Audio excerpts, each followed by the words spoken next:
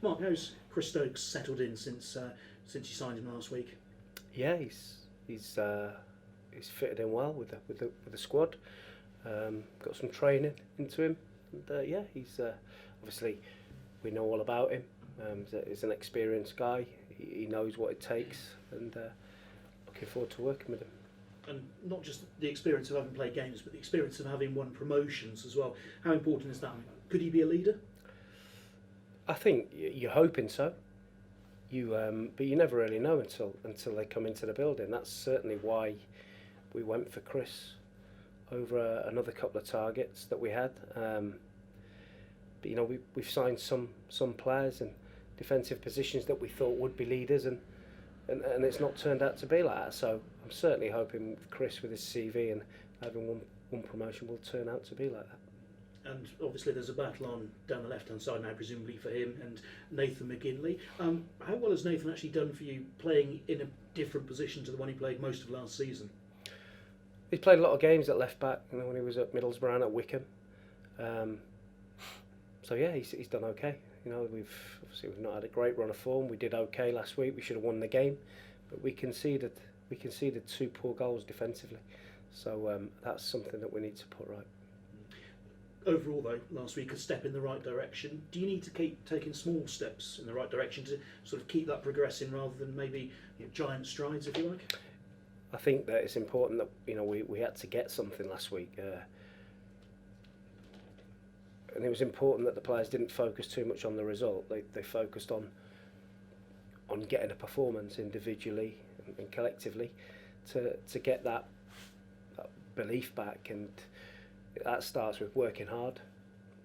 And if we do that, we have got some quality. So they worked tremendously hard last week. They were committed to the cause, and we created some really good chances.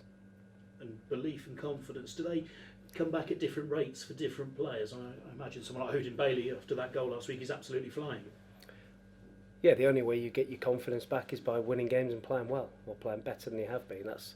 There's no medicine you can take, or amount of talking, or whatever you want. There's no other recipe for success for lack of confidence and belief than winning games. But can one or two who've not lost that, can they sort of drag some of the others through?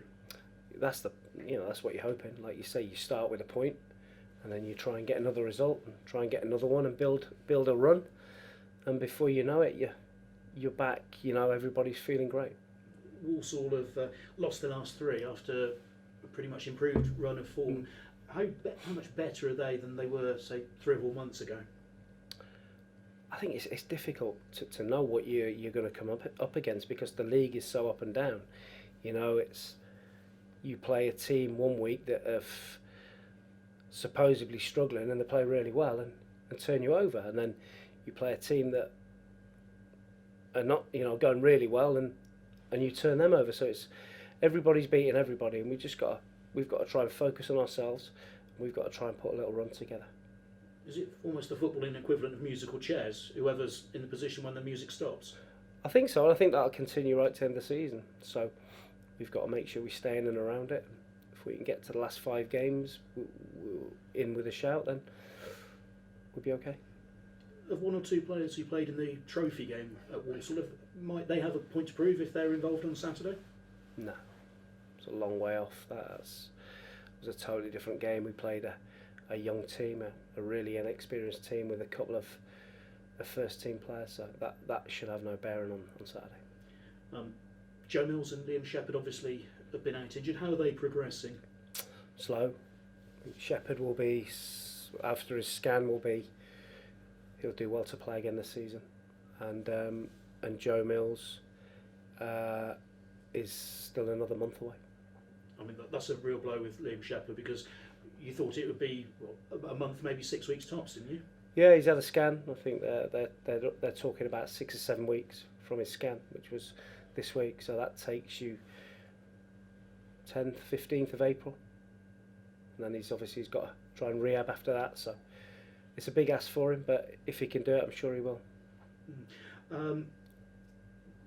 Away from this Saturday's game, or in terms of the on-the-pitch stuff, the FA's launched a heads-up campaign, which comes actually hot on the heels of the EFL's own campaign on mental health. How important is it that the issue keeps being talked about and stays in the spotlight?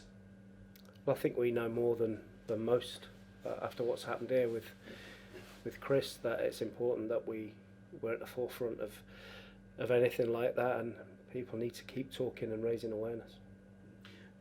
I mean, football there in that way, I suppose, can take a lead, can't it? Because it's something that almost has such a big influence on people's lives that if their football club's saying it, well, then they might take notice. That's right. I think the industry that it is, football, it's can be a very tough industry, and people don't want to talk too much about problems and air what they're feeling, and I think this highlights the fact that that's the thing that they need to do. Ironic, really, because fans, if they're frustrated, the referee, the players, whoever, they never have a problem expressing that emotion, do they? No, but they pay their money, so they can do that. Thank you. Good luck. Thank you. Mark, how pleased are you to see George Williams back around the group, and are we likely to see him getting some game time soon? I spoke to him this morning after training, and he's ready now. He came into the picture a couple of weeks ago, but he was basically filling the numbers on the bench. But now he's ready. He's ready to go onto the pitch now, in my opinion, and he's looking sharp. And so for you, that's really like a January signing, really, isn't it? Yeah, it's a good signing as well, because we know what he gave us in spells last year. If he can hit one of his runs, well, anything can happen. How pleased are you with Jack Aitchison? I mean, you took him out of the picture, gave him a bit of a rest. He really looked like he had the fire in his belly on Saturday at Walsall. Yeah, I think it's important. Yeah, young players, they want to play every game, and when you talk to them about them not playing the weekend, they think the whole world's falling apart, because that's what they want to do. But we left it a little bit too late, because we didn't have the bodies, and we had to keep him in the team. But he needed to come out, and he needed to rest, and I think you could see last week the benefit of that. And it's important that he's 19. He's played more football than anyone would have expected, and we have a duty of care to Celtic to make sure that we're looking after him. He also looks like he has got an eye for goal. When he's a one-on-one, you look like you're going to back him to finish a lovely finish on Saturday. Yeah, the forward players at the moment, like Odin and Jack and Marchie, Aaron Collins, they all look like they've got a goal in them. So that's what we need. That's where we've struggled. We've had probably 10 games where we've just not scored enough goals, and that's why we've found ourselves where we are, instead of being further up the table. So that at the minute, those boys are looking sharp, and they've all got a part to play. So they're working really hard, the players.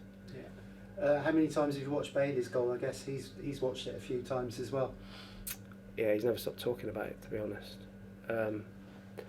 I would if I'd scored that goal. It's a great goal, wasn't it? Yeah. You said it was the best goal you've seen. Yeah. I mean, even you've scored a few, but nothing quite like that. Yeah, one or two free kicks, but not. That was with his left foot running away from goal. It was a great strike. So that might be the little bit of a spark that we need to give us the belief that we need. It's been a tough period, but we're working really hard. The players have been working their socks off, and they're desperate to put it right. How pleased have you been with Liam Kitchen of late, and do you feel centre back is his better position than left-sided defender? He's definitely I asked him to do me a favour against Carlisle. Would he play against Carlisle as a left back? Because I felt we needed to put a bit of experience in the back four, and as much as he'll tell you he'll do it, he wants to be a centre half, and that's position, and he's done great, and there's a lot more to come from him, I think. Yeah. There's a stat that's come out this week that you've got I think it's the youngest team in the EFL. We've given the most minutes to young players in the whole of the Football League, yeah, which is another good stat for us, but it doesn't mean we win games, and that's what supporters want to see. They're not worried about player development. They want to win games of football. But we have a way of doing things that we want to try and win games, and we want to produce young players. Yeah. At the start of the season, most people would have probably tipped Walsall to go straight back up. Have you been surprised at their struggles in the fact they've got a really good manager in Darryl Clark? No, because when you get relegated, it's really difficult, and obviously there was problems there last year as well, and they've had to have a big clear out, getting loads of new players, and it takes time. Like I say, to have success, you need a sound base to build from. Like a house, you have to build from the bottom up, and I'm sure, given time, that Darryl will get that one right, like he did Bristol Rovers. Yeah. What do you expect from Darryl Clark's side on Saturday? They'll be up and at 'em, they'll be organised, and like I say every week, they've got some pace in good areas, and it's, like I say every week, it's a tough game. We have to play well. We have to concentrate on what we do. If we do that well and well enough, then we have a chance to win. Yeah. Just finally, there's been a few managerial casualties last week. I can list Gary Bowyer, Paul Hurst, Colin Calderwood, and in fact 13 managers in League Two have lost their job this season. What are your thoughts on that? Going back to the question I've just answered, that if you are going to have success, I think you have to have time, and you have to understand there's going to be bumps in the road. Look at Man City now. Everyone's talking about there's a crisis at Man City because they've lost a couple of games and so many points behind Liverpool. It's football, it happens, you can't win every week, and you could easily find them bounce back and go and win the Premier League next season. So whoever it is, whether it's Pep Guardiola, Jurgen Klopp, so Jurgen Klopp's in his 4th season, is he? He's going to win the Premier League, but it's took him 4 years. So you need time. It's not a quick fix. You need time. Unless you've got lots and lots of money and you can get the best players, you need time to build, and that's, unfortunately, a lot of clubs don't give the managers that.